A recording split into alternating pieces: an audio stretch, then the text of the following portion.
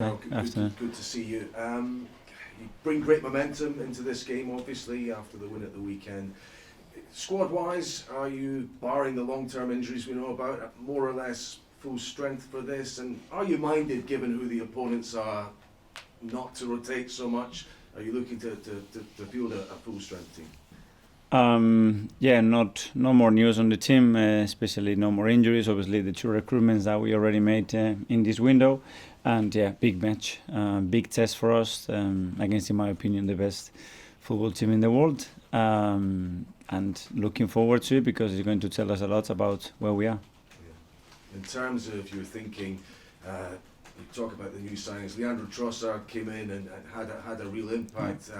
Is he coming into your thoughts in a strong way for this match? And what would you say? You talked about his flexibility, but how quickly he formed relationships on the pitch against you. That's what I like about him. That I see a player that is willing to make things happen, and he's really composed, especially in the final thirds, and it's something that we needed to add to the team, and straight away he had a beautiful impact in the team to help us to win it.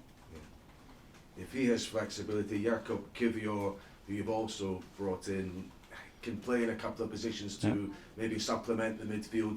Just in terms of your squad now, with the transfer window drawing to a close, does he give you enough cover? Might there be more acquisitions before the end of the window? Well, he gives us more cover. Obviously, we've been with 3 central defenders for the first part of the season, which is very, very short. We've been lucky with injuries, but we needed to recruit in that position. We've done it. Jakob, as you said, is playing different roles and is a versatile player, and is going to strengthen the team. And if anything else is available that can make us better, we'll look at it. Yeah.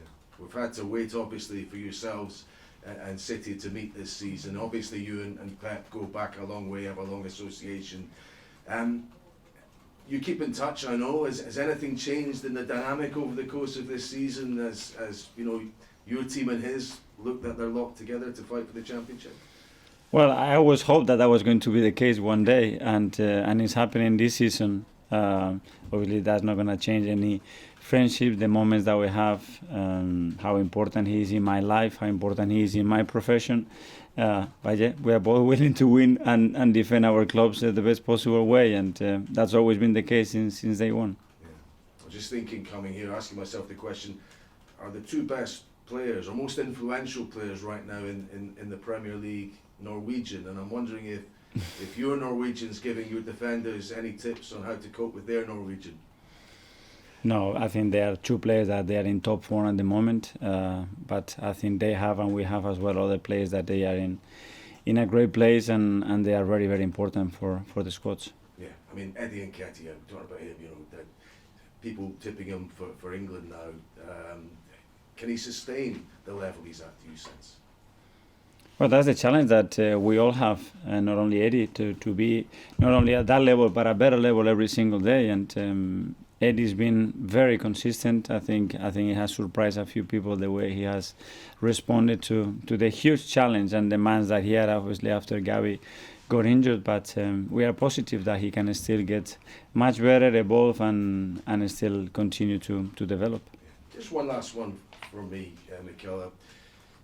You're animated on the touchline. Pep is also an animated manager on the touchline. There are others. Do you think there's been a bit of an undue focus on yourself? I mean, you got the booking in the United game. Are we all making too much of that? We would like to see the passion. Has there been too much of a focus on you personally? I don't know. I focus in things that I can do better. For sure, there are things that I can do better. Let the referees take the game and be in charge of that. Look myself in the mirror as well sometimes, and try to find the right balance there sometimes. But I love the game. I'm very passionate about it. I love to win more than anything else, and that's the way I live the match. But again, if there is something that you can do better, I think you should try at least do that. That's great. Greta Bradley from TalkSport. Hi Mikel, hope you're well.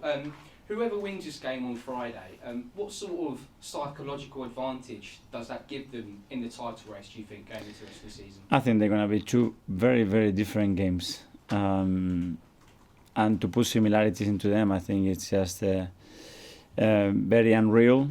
Maybe for the players that are going to be on that pitch, but as well because of the context is extremely different. But let's see. Obviously, it's important always to play well and to win. That gives you more momentum, more confidence, and prepares you better for the next match. And that's our focus to do that on Friday. And there seems to be a real change in mentality in this Arsenal squad, especially this year. And I think perhaps that game at the weekend in previous seasons, an Arsenal side might not have won that game. So what have you done behind the scenes to change the mentality and make the squad really united and have that real winning mentality and strong desire to win every game this season? I think the key word probably would be belief. Not only our belief, but the staff belief, players belief, the atmosphere that we created with our people at the stadium. You could sense it even 1-0 down that we could still go and win it.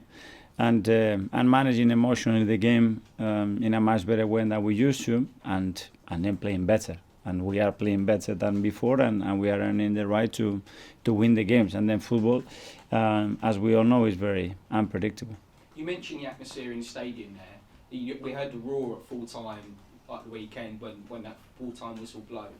Does it feel like this is the most united the whole club has ever been during your time here as a player and manager, in terms of staff, the fans, the players, the whole sort of people here at Arsenal? I wouldn't like to compare how it was before in the past, but I say I'm extremely proud and privileged to be in this moment at the football club, and I think we all feeling that energy and that empowerment between everybody that is contributing to get the club where it belongs. And what sort of impact has Alexander Zinchenko made on the squad? I mean, another great performance from him at the weekend. Well, we know that he's a player that gives us everything that we want in that position, that he gives us the versatility and he gets a lot of attention as well and free us other spaces. That for us is really important.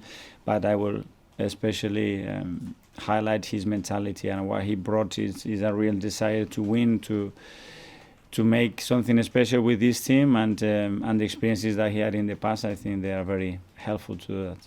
Thanks. Best luck Friday. Thank you. To Alex from the BBC. Hi Mikel, you Hi. said this game against Man City will be different to the one you play in the Premier League, but is it fair to say these 3 games against Man City could define your season? Well, I don't know. Well, it would define them, obviously, because if we are able to win on Friday, we'll go to the next round, and they won't. And if they beat us, that will be the opposite way around. So, obviously, it's a competition that it's really important for us, that is very attached to our club and our history, and I will define a moment, that's for sure. You said that you always dreamt of competing with City, one of the best teams in the world. Are you further ahead than you thought you would be in competing with them earlier than you planned? I don't know, but obviously this league brings you incredible challenges. You have the best coaches in the world, the best coach in the world, and to be at that level, you have to reinvent yourself. You have to find other ways of doing things to try to compete with them, and that's where opportunities come as well. And we are in that pathway, understanding that we haven't done anything yet, and there is still a lot of things to improve. And we'll go to Kaya from Football London. Mikel, will Mohamed El Neni be available for the game on Friday?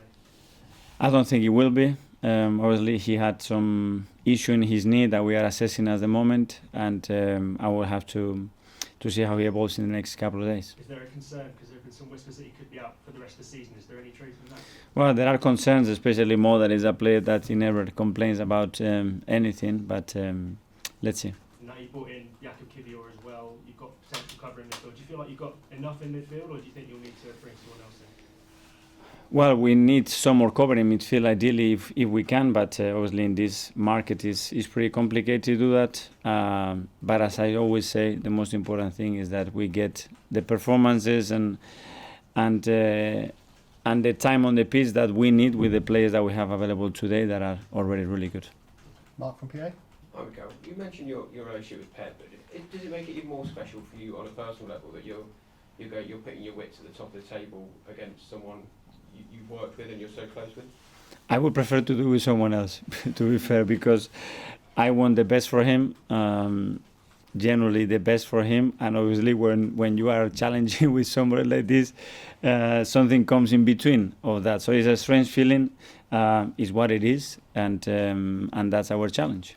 When you went to Manchester City in the summer and you got Gabby and you got Zinchenko. How did Pep react to that, to those deals going through and those? That was done, I think, in a really nice way between the clubs, especially obviously between us as well personally, because you have to do that respectfully, and it was all agreed by everybody, as you have read and hear many times. So it was a three parties decision. If not, they wouldn't be here, that's for sure.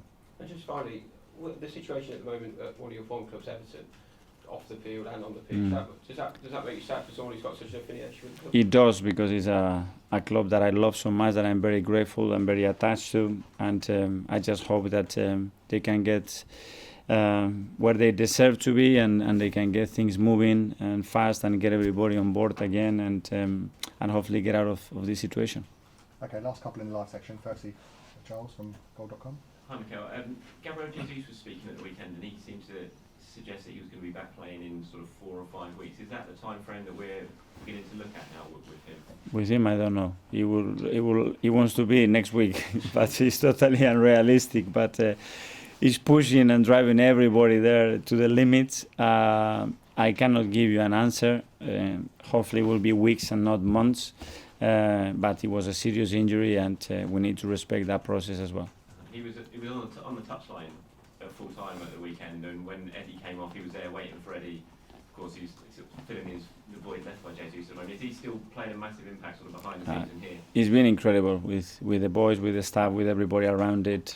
His energy, how positive he is towards the boys, and he's always giving them advice, always next to them. He doesn't want to be in the front line. He's been terrific. Yeah. And we'll go to Gamal from Kuwait TV. Hi, Michael. Hi.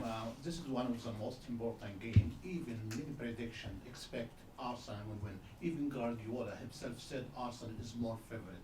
And my second question, it's 19 games. You have 50 points and 1 game in hand. All the 3 teams did it and won the Premier League. How this will inspire you and your player to continue and win this title?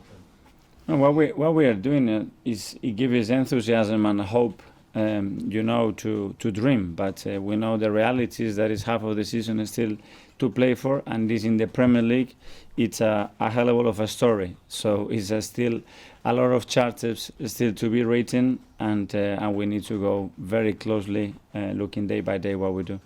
What is our expectation? You are the favorite to win next Wednesday. We cannot control that.